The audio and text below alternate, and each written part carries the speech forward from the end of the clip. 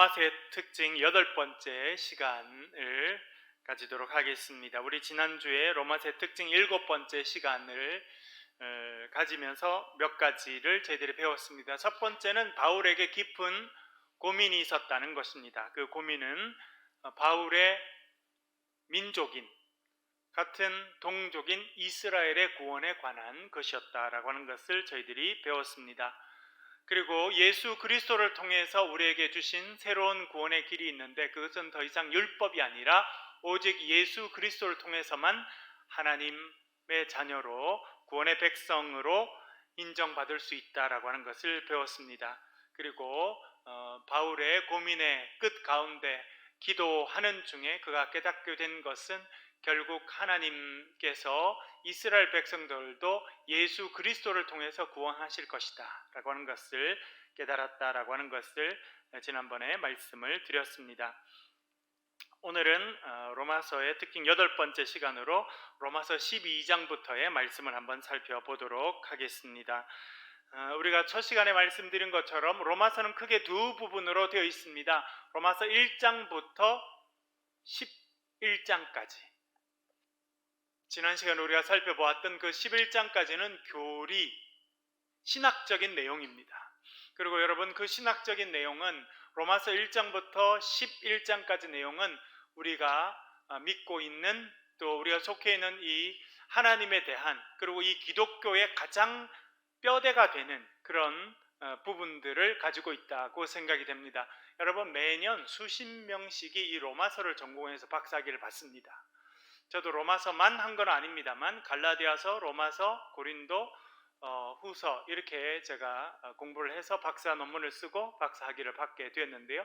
그런 사람들이 매년 수십 명씩 됩니다. 그만큼 이 로마서의 내용들은 우리 기독교의 가장 중요한 가르침을 가지고 있다는 것을 우리가 처음에 배웠습니다. 그리고 12장부터 16장까지는 이렇게 우리가 예수 그리스도에 대한 복음의 소식을 들었다면 이제 그 구원받은 자로서 어떻게 살아가야 되느냐 삶에 대해서 말씀하고 있습니다. 사도 바울은 이 부분에 대단히 철저했습니다. 그래서 로마서뿐만 아니라 다른 서신도 처음에는 신학적인 내용을 다루고 두 번째 내용은 삶을 다루게 되어 있습니다. 예수 그리스도를 믿는 자라면 예수 그리스도 안에서 새로운 피조물이 되었다고 하면 그의 삶에서 그것이 드러나야 된다라고 하는 것을 말씀하고 있습니다. 그래서 오늘 로마서 12장부터는 우리가 어떻게 살아가야 되느냐 우리의 삶에 대해서 우리의 생활에 대해서 구체적으로 말씀하고 있다는 것을 알게 됩니다. 로마서 12장 1절과 2절 읽어보았습니다만 다시 한번 천천히 읽어보면서 그 의미를 좀 더 생각해 보도록 하겠습니다. 1절과 2절 다시 한번 읽을 때 1절부터 먼저 한번 읽겠습니다. 시작. 그러므로 형제들아 내가 하나님의 모든 자비하심으로 너희를 권하노니 너희 몸을 하나님이 기뻐하시는 거룩한 산 제물로 드리라. 이는 너희가 드릴 영적 예배니라. 아멘. 지난번에도 살펴보았습니다만 여러분 우리의 삶에 우리가 신앙생활을 함에 있어서 가장 중요한 일 하나를 꼽아야 된다고 하면 우리 신앙생활에서 가장 중요한 일 하나가 무엇이 될 수 있겠습니까? 그것은 예배입니다. 여러분 우리가 요즘에 출애굽기를 읽고 있지 않습니까? 지금까지 오늘까지 이제 출애굽을 하게 되는 그 장면까지 오늘 아침에 우리가 읽고 묵상을 하였는데요. 10가지 재앙을 상당히 구체적으로 표현합니다. 그럴 때 여러분 읽어보신 것처럼 바로 왕 앞에 모세와 아론이 갑니다. 가서 뭘 요구합니까? 우리가 사흘길을 광야로 가서 우리 하나님께 제사 드리려고 합니다. 그것을 허락해 주십시오라고 이야기합니다. 그 이야기를 듣고 이 바로 왕도 몇 번씩 이야기합니다. 저 사람들이 게을러 빠져가지고 광야로 가서 예배를 하려고 하니까 더 힘들게 만들라 그런 이야기를 합니다. 그리고 계속 그 이야기가 반복됩니다. 여러분 하나님께서 이스라엘 백성들을 애굽 땅에서 가나안 땅으로 인도하셨습니다. 그 전에 광야로 가게 됐는데 그 가장 중요한 목적이 뭐라는 것을 알려줍니까? 왜 애굽 땅에 있는 그들을 광야로 불러내셨다는 것입니까? 하나님께 예배하는 백성들이 되기 위한 것이다 라고 하는 것을 알려주고 있습니다. 여러분, 우리 신앙생활에서 가장 중심되는 것이 하나 있습니다. 그것은 예배입니다. 제가 전에 신학교 있을 때 강의를 들었는데 아주 유명한 목사님께서 한번 오셨는데, 그분은 전 세계를 다니면서 복음도 전하시고 또 신학자로서 연구도 하시고 저희들에겐 참 여러 가지 면에 도전이 되는 그런 훌륭한 선생님이시고 또 목회자이셨는데, 사실은 미국 장로교회에서 우리 한국의 선교사님들을 파송해 주셨거든요. 이 대구 지역은 북장로교회 선교 지역이었습니다. 북장로교회에서 선교한 대표적인 곳이 평양, 서울, 대구였습니다. 이 세 곳이 가장 중요한 거점이었습니다. 지금은 사실은 그 기독교 퍼센티지가 제일 높은 것은 수도권 그리고 호남 지방입니다. 순천 이런 지역이 대단히 높은데, 이 순천 지역, 이런 호남 지방은 남장로교에서 주로 하였습니다. 감리교 분들은 주로 충청도 지역을 선교했습니다. 그래서 여러분, 충청도 지역과 강화도 지역을 가보면 지금도 감리교회가 많다는 것을 알게 됩니다. 선교사님들이 와서 그렇게 구역을 나누어서 선교를 이렇게 하였기 때문입니다. 그런데 제가 신학대학원 다니다가 그 남장로교의 중심학교였던 유니온 신학교라는 데 가서 공부를 하게 되고 미국 장로교 역사를 이렇게 배우게 되었는데, 그 미국 장로교가 아주 융성했어요. 우리나라의 선교사들을 파송하고 전 세계 선교사를 파송하고 하나님께서 참 크게 사용하시는 그런 교회로 쓰임 받았는데, 이제 80년대를 지나면서 내리막길을 걸어가기 시작하고 지금은 상당히 많이 약해지게 되었습니다. 그러면서 여러 가지 생각들을 하게 되고 우리 교회가 앞으로 어떻게 나아가야 되는가 생각을 많이 하게 되는데요. 그 교수님, 그 목사님께서 강의하러 오셔가지고 미국의 많은 교회를 자기가 다니면서 대단히 인상적인 걸 하나를 배우게 되었다는 겁니다. 그래서 뭐냐고 그랬더니 미국은 1960년대가 기독교의 정점이었어요. 여러분, 뉴욕에 가면 주식시장을 여는 곳이 있습니다. 저도 안에는 안 가봤지만 밖에는 가봤습니다. 세계에서 가장 큰 주식시장은 뉴욕에 있습니다. 그 뉴욕 주식시장이 어떻게 되냐에 따라서 전 세계 경제가 영향을 받는데, 1960년대에는 그 주식시장 맞은편에 가면 리버사이드 처치라는 데가 있습니다. 록펠러가 그 옛날에 수백만 불을 헌금해서 큰 교회를 강가에 세우게 됩니다. 1960년대에 그 교회 목사님이 주일날 어떤 설교를 하느냐에 따라 그 강 건너편에 있는 주식시장이 영향을 받았다라고 할 만큼 기독교의 영향이 컸던 데가 그때입니다. 그런데 60년대를 정점으로 70년대부터 미국 기독교는 어려움을 많이 겪게 됩니다. 우리나라 기독교는 1990년대가 정점이었습니다. 그리고는 이렇게 좀 어려움을 또 겪는 그런 시간으로 오게 되는데, 그러니까 저희들이 신학교를 다닐 때는 90년대였기 때문에 미국 교회가 한참 이제 여러 가지 면에 어려움을 겪고 있을 그럴 때였습니다. 그런데 그 목사님께서 미국의 여러 곳을 다니면서 연구도 하고 많은 목회자들 만나게 됐는데 새롭게 부흥하는 교회들이 엄청나게 일어나더라는 겁니다. 나중에 저희들이 2000년, 저는 98년에 처음 미국 가고 다시 군목 마치고 2003년에 가서 미국 남부의 많은 교회들을 경험하게 됐는데, 정말 힘있게 선교하는 교회들은 엄청나게 또 아주 새로운 부흥의 역사들이 있습니다. 그런데 어떤 교회들이 그런 사회 전체적으로 교회가 어렵고 힘들고 그렇지만 새롭게 부흥하는 그런 교회가 되느냐? 예배 중심의 교회들이라는 거예요. 프로그램을 많이 하는 교회가 아니라 정말 하나님께서 기뻐하시는 예배를 드리는 그 예배가 살아있는 교회, 그런 교회들은 새로운 부흥의 역사를 이끌어가는 교회들이 되더라. 저희들이 신학교 다닐 때 그 교수님, 그 목사님께서 이들에게 말씀하셨습니다. 여러분, 우리의 신앙생활에 딴 것을 다 못한다 할지라도 우리가 정말 최선을 다해 잘 해야 되는 것이 있는데 그것이 예배입니다. 여러분, 아까 말씀드렸습니다만 이스라엘 백성들도 출애굽하게 된 가장 중요한 이유는 그들이 광야에서 하나님을 예배하기 위한 것이다, 그렇게 말하였습니다. 그런 면에서 예배는 대단히 중요합니다. 교회에 존재하는 이유 중에 가장 중요한 이유 중에 하나라 그렇게 말씀드릴 수 있습니다. 그런데 오늘 로마서에서는 또 다른 형태의 예배에 대해서 말합니다. 그것은 영적 예배라고 하는 것입니다. 영적인 예배. 여러분, 무엇이 영적인 예배입니까? 사실 우리 기독교도 90년대 가장 정점에 있었습니다. 그리고 2000년을 지나면서 지금 한 20년 정도 됐는데 기독교가 여러 가지 면에서 어려움을 경험하고 있습니다. 그런데 한편으로는 우리나라 기독교가 미국에서 오신 선교사님들 중심으로 해서 기독교가 많이 성장하게 됐고, 그래서 전 세계에서 장로교회가 가장 큰 데는 한국입니다. 미국에 있는 장로교회 숫자를 다 합쳐도 한국이 안 됩니다. 전 세계 다른 나라에 있는 모든 장로교회를 다 합쳐도 한국의 장로교회 숫자만큼 안 됩니다.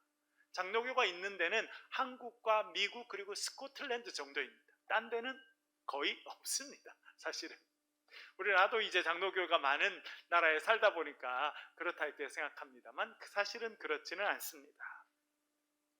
그래서 많은 신학자들이나 목회자들이 그러면 왜 그런 어려움을 경험하고 있느냐, 우리가 그렇게 세미나도 하고 고민도 많이 하고 하는데 그것은 무엇이냐면 우리가 드릴 영적인 예배가 약해졌기 때문이 아닌가, 그런 생각들을 지울 수가 없게 됩니다.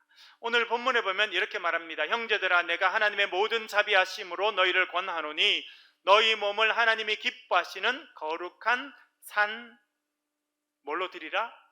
제물로 드리라. 여러분, 구약시대에 가보면 구약시대 때는 예배가 제사였습니다. 그 핵심이 무엇입니까? 핵심은 제물을 드리는 것입니다.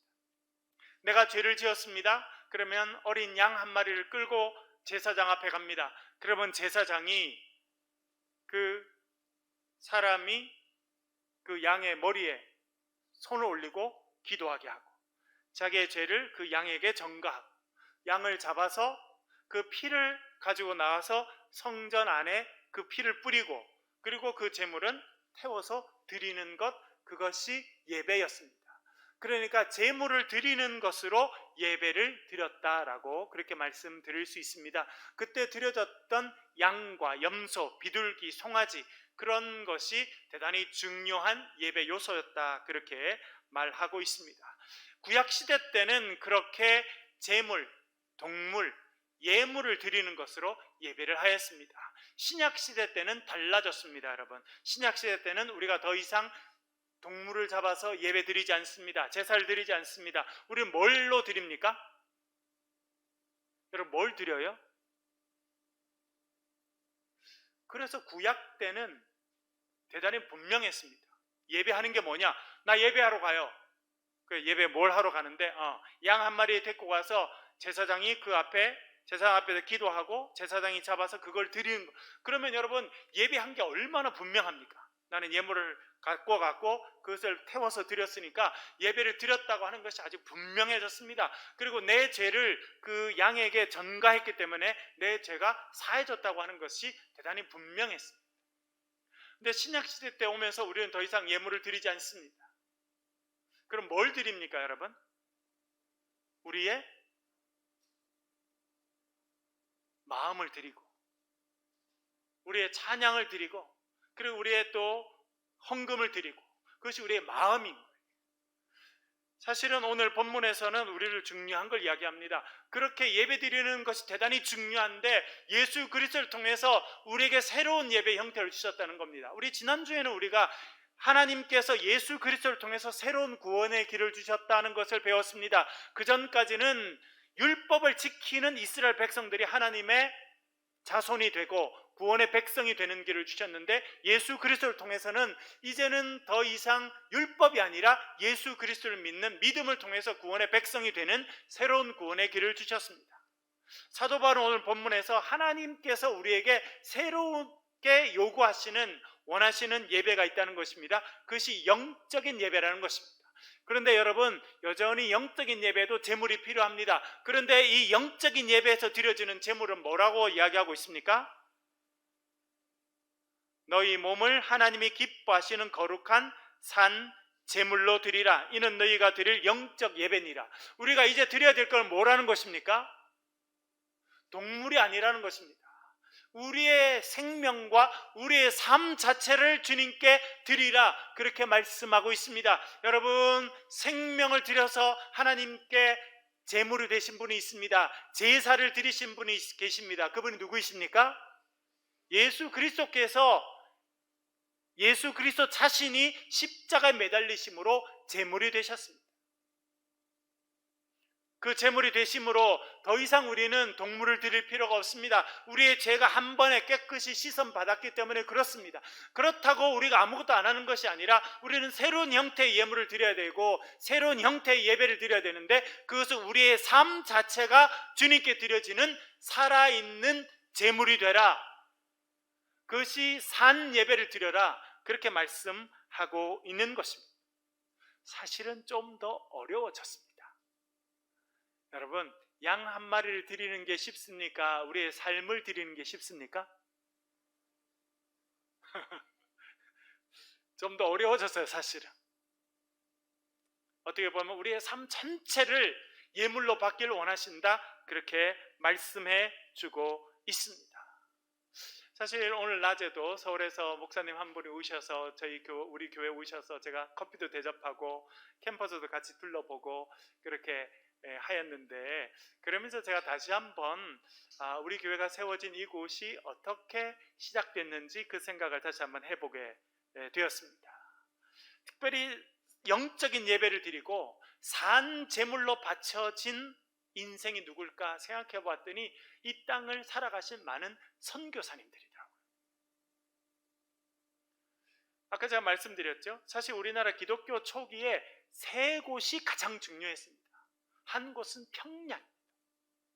평양은 한때 동방의 예루살렘으로 불릴 만큼 엄청난 부흥의 역사가 1907년 평양 대부흥 운동을 시작으로 정말 동방의 예루살렘으로 불릴 만큼 교회가 크게 부흥하고 큰 역사가 있었던 곳이 평양입니다. 그 다음은 서울입니다. 서울. 그 다음은 대구였습니다. 이것이 세 개가 우리나라 기독교 초기에서 가장 중요한 선교 지역이었고 가장 성공적으로 선교 사역이 이루어진 곳이었다라고 하는 것입니다. 평양에 평양신학교가 생기게 됩니다. 사무엘 마펫이라고 하는 목사님이 오셔서 헌신하십니다. 그분만 헌신하신 것이 아니라 그 아들 중에 두 사람이 온전히 헌신합니다. 아버지와 이름이 똑같은 사무엘 마펫 목사님, 그분은 나중에 프린스턴 대학에서 박사학위를 받으시고 장신대에 오셔서 장신대 학장으로 오래 가르치셨어요. 그분이 셋째 아드님이시고 넷째 아드님은 하워드 마펫이잖아요. 그분이 오셔서 이 동산병원을 세우시고 대구에서 45년 동안 선교 활동을 하셨습니다. 아버지부터 그 아들까지 100년 가까운 시간 동안 그 가족이 온전히 헌신해서 우리가 그 은혜를, 혜택을 입고 있는 겁니다. 저는 사실 그 생각은 평소에도 많이 하고 장시대 다닐 때도 많이 듣고, 제가 있을 때 그 사무엘 마펫 목사님께서 미국에서 돌아가셨기 때문에 저희들이 특별 예배도 하기로 했는데, 우리가 이렇게 대면 캠퍼스 오고 난 다음에 제가 또 배운 분들이 있습니다. 그분은 아담스 선교사님과 그 자녀분이라는 거예요. 여기서도 개성학교, 신명학교 나온 분들이 계시죠? 네, 베어드 선교사님이라는 분이 부산으로 오셔서 사실은 대구에 정착하시면서 지금의 대구 제일교회를 시작하셨습니다. 그런데 북장로교에서 대구보다 서울이 지금 더 급하니 당신은 서울로 가시오, 이렇게 하면서 이분이 서울로 가시면서 자기의 처남이었던 아담스 선교사님이 그 당시 부산에 있었는데 그분을 대구로 불러오게 됩니다.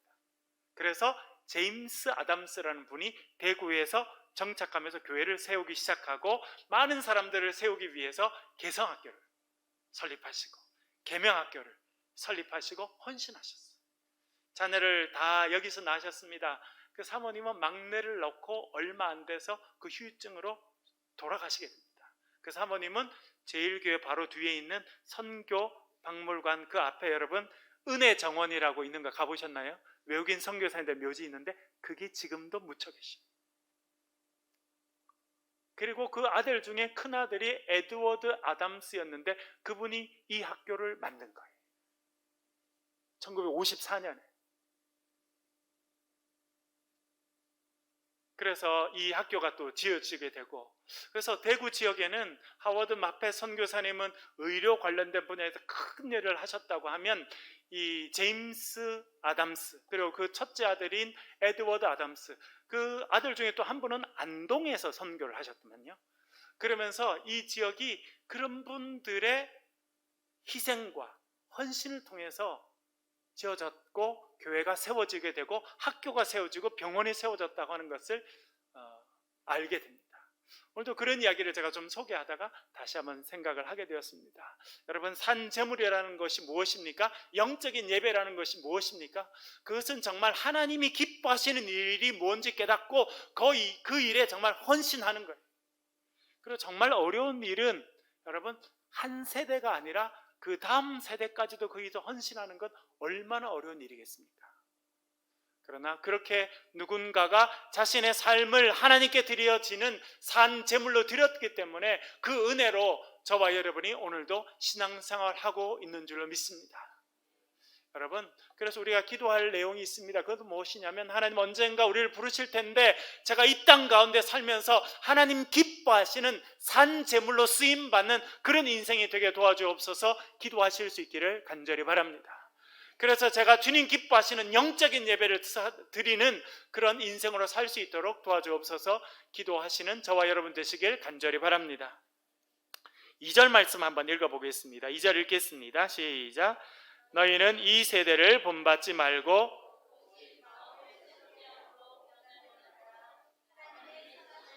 기뻐하시고 온전하신 뜻이 무엇인지 분별하도록 하라. 아멘. 어떻게 보면 2절은 산 제물로 살아가는 방식에 대해서 이야기해주고 있습니다. 어떻게 하면 우리가 산 제물이 되느냐라고 하는 것입니다. 그래서 무엇이냐면 첫 번째는 이 세대를 본받지 말라는 것입니다. 세상의 물결이 흘러가는 대로 그대로 흘러가서는 산 제물도 될 수 없고 영적인 예배를 사는 그런 인생이 되지 못한다는 것입니다. 여러분, 그래서 우리에게 필요한 것은 영적인 분별력이 필요합니다. 이 세대가 어떻게 흘러가는지, 이 세대가 정말 복음적인지, 안 그러면 이 세대가 정말 거대한 악의 세력 가운데 흘러가고 있는지 분별할 필요가 있습니다. 이 세대를 본받지 말라 그렇게 말합니다. 그렇게 안 하는 방법을 그 뒤에 말합니다. 그것은 무엇이냐면 마음을 새롭게 함으로 변화를 받으라는 것입니다. 우리는 새 창조 교회이고 여러분 우리 교회가 가장 중요하게 생각하는 우리 교회의 표어로 생각하는 말씀이 고린도후서 5장 17절입니다. 여러분 다 잘 알고 계시죠? 뭐라 말씀하십니까? 뭐라 그래요? 그런즉 누구든지 그리스도 안에 있으면 새로운 피조물이라 이전 것은 지나갔으니 보라 새 것이 되었도다. 누구든지 그리스도 안에 있으면 새로운 피조물이 된다 말합니다. 여러분 오늘 본문에도 뭐라 그럽니까? 마음을 새롭게 함으로 뭘 받으라는 거예요? 변화를 받으라는 것입니다. 여러분 우리 몸은요 변화되기를 싫어합니다. 언제 잘할 수 있느냐? 다이어트를 해보면 금방 알 수 있어요. 많은 분들이 다이어트를 시도하시죠? 잠깐 해서 다이어트를 성공하는 분이 있습니다. 그러나 다시 원상태로 몸이 돌아가요. 그걸 뭐라 그래요? 네, 많은 분이 경험이 있으시네. 요요 현상이라고. 예, 원래 몸으로 돌아가려고 한다는 겁니다. 우리가. 그래서 정말 결심하고 다이어트를 해보면 우리가 변화되는 게 이 살 빼는 것도 정말 어렵다는 걸 알게 됩니다. 그런데 여러분 더 어려운 건 뭔지 아세요? 우리의 생각과 사고방식과 생활 습관을 바꾸는 거예요. 그런데 오늘 본문이 뭐라 말씀하시냐면 우리가 산 제물로 살아가기 위해서는 마음을 새롭게 함으로 변화를 받아야 된다 우리에게 말씀해 주고 있습니다. 그렇게 변화를 받으면서 해야 될 일은 무엇이냐면 하나님의 선하시고 기뻐하시고 온전하신 뜻이 무엇인지 뭘 하라는 겁니까? 분별하라는 것입니다. 분별. 어떻게 세상이 가고 있는지 영적인 눈으로 바라보라는 것입니다. 영적인 눈으로 판단하라는 것입니다. 정말 이 세상에 하나님 기뻐하시는 일로 가는지 그렇지 않은지. 얼마 전에 제가 어떤 분이랑 여러 가지 이야기를 하면서 제가 본회포 목사님에 대해서 말씀드린 적이 있었습니다. 여러분 제가 한두 번 설교 시간에 말씀드려서 잘 아시겠습니다만, 본회포 목사님은 젊은 신학자요, 목회자였는데 히틀러를 죽이기 위한 암살 조직에 참여합니다. 목회자인데 어떻게 사람을 죽이는 암살단에 들어갈 수 있느냐? 많은 사람들이 질문을 할 수도 있습니다. 보네포 목사님은 그렇게 생각했습니다. 히틀러라고 하는 사람이 정신병자인데 큰 버스를 운전하는 운전석에 앉아 있다는 겁니다. 그리고 그 버스에는 무고한 사람들이 가득 타 있는데 이 정신병자가 이 사람 모두를 다 죽음으로 데려가는 것을 방치하는 것이 하나님의 일인지, 안 그러면 그 사람을 제거하고 다른 사람을 살리는 것이 하나님의 일인지 깊이 묵상하고 고민했습니다. 그러면서 하나님이 더 기뻐하시는 것은 그 히틀러를 제거하는 것이다 생각하기 때문에 그는 그 암살 조직에 참여하게 됩니다. 나중에 그게 발견돼서 교수형으로 순교하시게 되셨습니다만, 그 목사님은 시대를 분별한 거예요. 분별하기가 어렵습니다. 왜냐하면 그때 말씀드린 것처럼 고백교회라고 하는 작은 교회 공동체 외에 그 독일 교회 대부분은 히틀러를 지지했어요. 심지어 히틀러가 이 땅에 오신 그리스도라 그렇게 가르치는 사람도 많았어요. 그 당시. 그러니까 사람들이 히틀러라고 하는 사람이 우리를 구원하라고 하나님이 보내신 지도자구나 그렇게 생각했어요. 그래서 많은 사람들이 히틀러가 말하는 것처럼 전쟁터로 가게 되고 유태인들을 싫어하고 학살하는 일에 참여하게 된 겁니다. 그러나 고백교회는 그것이 잘못됐다고 생각하고 분별할 수 있었습니다. 그 대가는 목숨을 내놓는 것만큼 어려운 일이었지만 그 고백교회가 있었기 때문에 하나님의 교회가 더럽혀지는 일이 회복되고 사람을 죽이는 일이 아니라 사람을 살리는 교회로 회복되는 역사가 있었다는 것을 이야기해주고 있습니다. 여러분, 하나님께서 우리에게 원하시는 것이 있습니다. 그리고 우리가 산 제물로 살아가고 영적인 예배를 드리는 사람으로 살아가기 위해서 필요한 것이 있습니다. 그것은 분별력이라는 것입니다. 분별력. 이 세대를 바라보고 우리의 삶을 바라보고 정말 하나님이 기뻐하시는 일이 무엇인지, 하나님의 선하시고 기뻐하시고 온전하신 뜻이 무엇인지 분별하고 그 일에 내 삶을 드리고 내 인생을 드리는 그것이 영적인 예배라 우리에게 말씀해 주고 있습니다. 물론 그 시작은 우리가 예배당에 모여서 예배하는 것으로 시작합니다. 그러나 그것이 끝이 아니라 우리의 삶에서 하나님께서 기뻐하시는 일, 그것을 깨닫고 그 일을 행해가는 것, 그것이 주님께서 기뻐하시는 거룩한 산제물의 삶이요 거룩한 영적인 예배라는 것을 우리에게 말씀하고 있습니다. 여러분, 영적인 분별력을 가지시는 저와 여러분 되시길 주의 이름으로 간절히 축원합니다. 그러면 하나님께서 기뻐하시는 삶은 무엇이겠습니까? 12장 14절 15절 같이 한번 읽어보겠습니다. 읽겠습니다. 시작. 너희를 박해하는 자를 축복하라. 축복하고 저주하지 말라. 즐거워하는 자들과 함께 즐거워하고 우는 자들과 함께 울라. 아멘. 여러분, 제가 한번 여쭤볼게요. 어려움을 당해서 울고 있는 사람과 같이 울어주는 게 쉬워요? 기뻐서 즐거워하는 사람들과 함께 기뻐해 주는 게 쉬워요? 이렇게 하는 게 감이 잘 안 오시죠? 애들이 다 고3이라 시험 봤는데 옆에 집 애는 원하는 대학에 합격하고 우리 집 애는 떨어졌어요. 옆 사람이 기뻐해요. 기뻐해 주기 쉽나요? 어렵나요?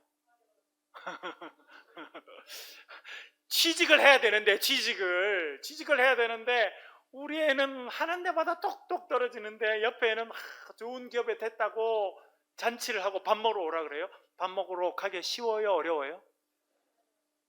우리 애는 가라고 해도 결혼을 안 하는데 옆집 애는 결혼하게 됐다고 청첩장이 날라왔어요? 축하해줘야 돼요? 말아야 돼요? 쉽나요, 여러분? 그것이 멀리 있는 게 아니라 내 가까운 이웃이라면 솔직히는 쉽지가 않습니다.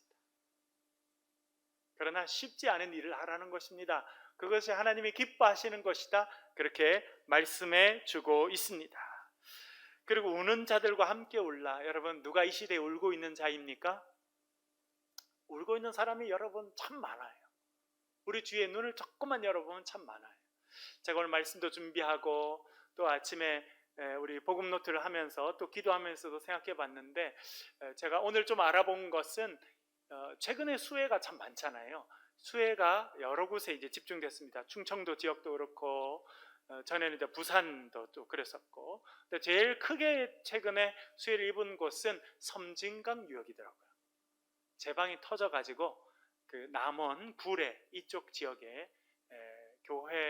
교회뿐만 아니라 마을 전체가 잠겼더라고요. 그래서 최근에도 오늘도 제가 기도하면서 그런 것들을 알아봤는데, 물이 사람 키보다 더 와서 그 마을 전체가 다 잠겼다는 거예요. 여러분 뭐 TV도 보셨죠? 그러면서 제가 조금 할 때 사실 저희 집에 물난리가 났었거든요. 제가 초등학교 1학년쯤인지 그때쯤이었어요. 잘 모르겠는데 저희 집은 사실은 산 밑에 있었기 때문에 물난리가 날 일은 별로 없었는데, 지금처럼 이제 비가 이제 장마철에 많이 오고 아마 그때 태풍이 왔는지 그럴 때였습니다. 그래서 나무들이 많이 흔들리고 했는데, 조금 할 때 제가 저희 집에 혼자 있었는데 저희 마당에 물이 차 올라오는 거예요.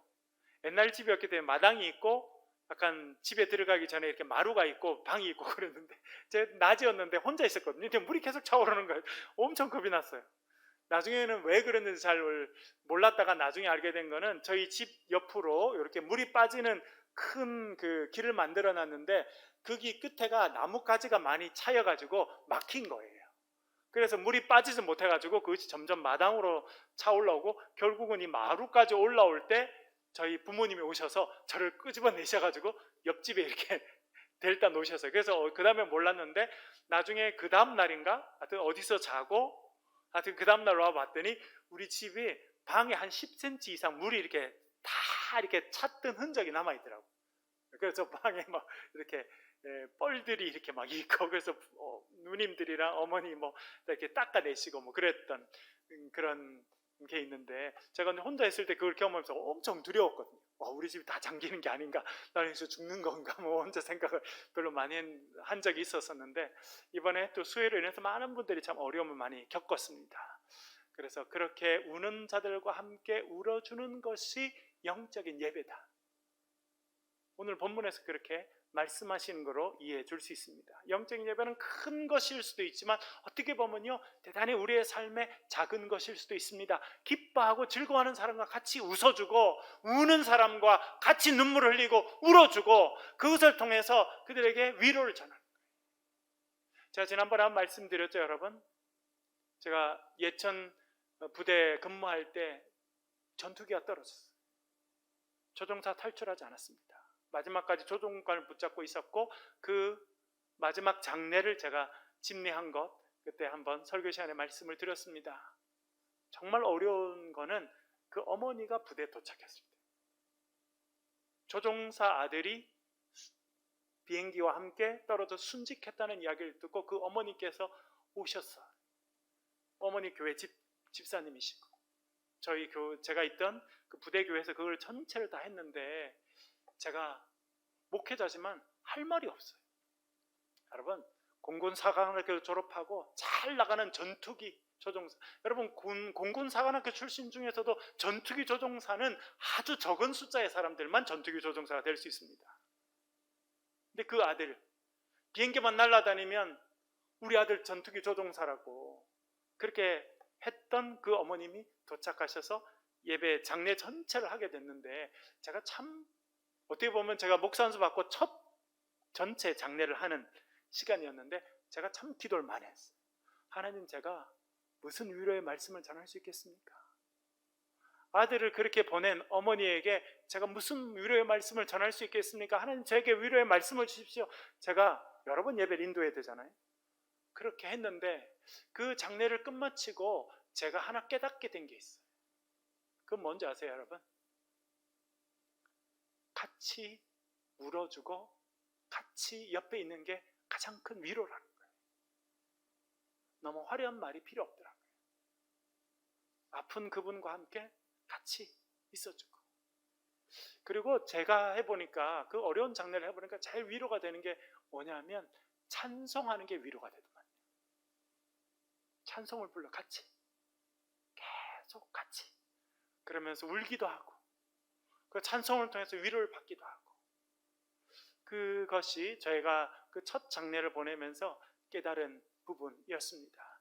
여러분, 주위에 기뻐하시는 사람이 있으면 같이 기뻐해주고, 특별히 울고 힘들어하고 어려운 사람이 있으면 그들과 함께 울어주고, 그걸 못하더라도 그저 같이 있어주면. 저희 아버님이 돌아가셨을 때 제가 거제도에 가서 장례를 치르게 됐는데, 중학교 이후로 한 번도 보지 못한 친구들이 왔어요.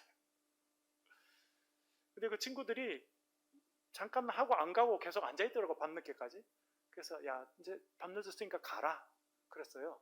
근데 한참 밤늦게까지 있다 가더라고. 그래서 저는 그때 미국에서 온 지 얼마 안 돼가지고 이렇게 힘들게 늦게까지 있나, 빨리 가지, 그 생각을 했거든요. 근데 제가 장례가 끝마치고 나중에 알게 된 거 보니까, 그렇게 어려운 시간을 같이 있어주는 것이 큰 위로라는 걸 많이 알게 되었습니다. 여러분, 사실은 우리가 드릴 영적인 예배가 뭔가 끊임없이 우리가 고민해 가야겠습니다만, 적어도 오늘 본문 말씀을 통해서 우리가 깨닫게 되는 것이 있습니다. 그것은 무엇이냐면, 즐거워하는 자들과 함께 즐거워해주고, 좋은 일 있는 사람은 칭찬해 주라는 거예요.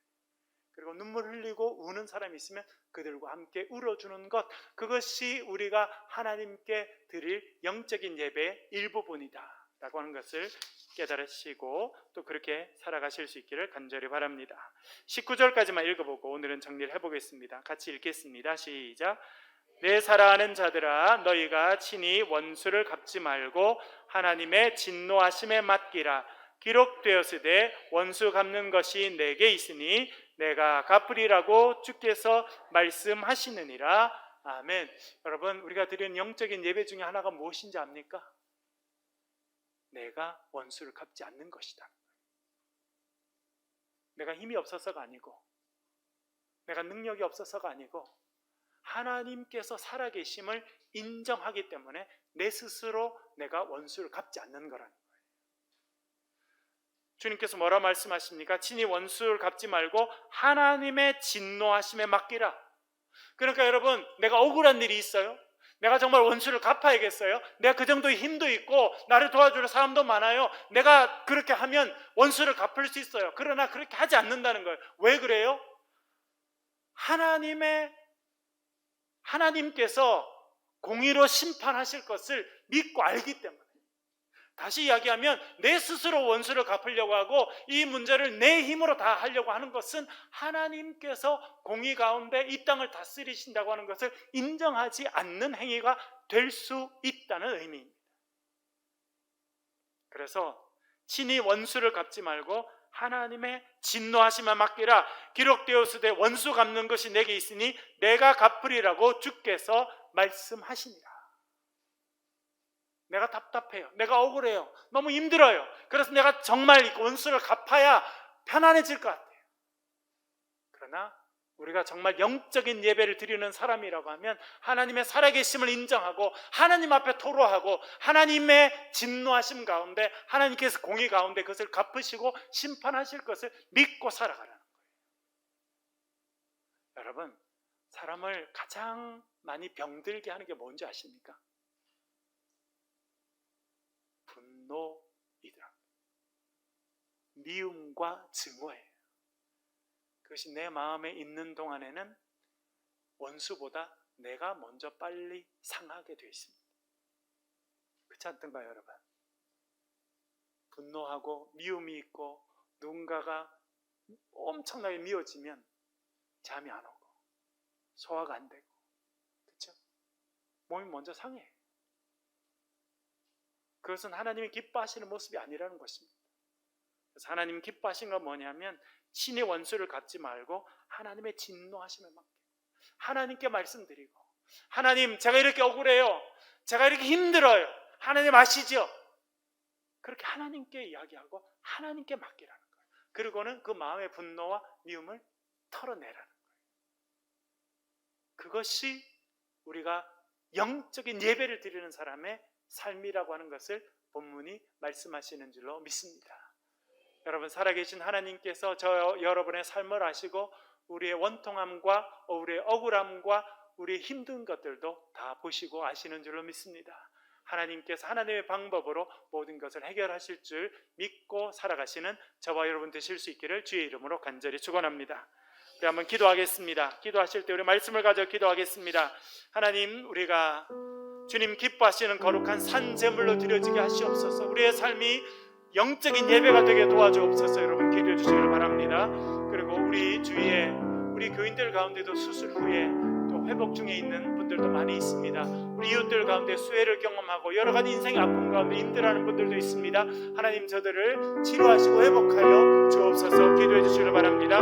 이제 방학을 맞이하는 우리 자녀들 믿음과 건강 가운데 잘 자랄 수 있도록 도와달라고 우리 또한 새 창조교회를 위해서 한번 기도하겠습니다. 동성으로 기도하십시다.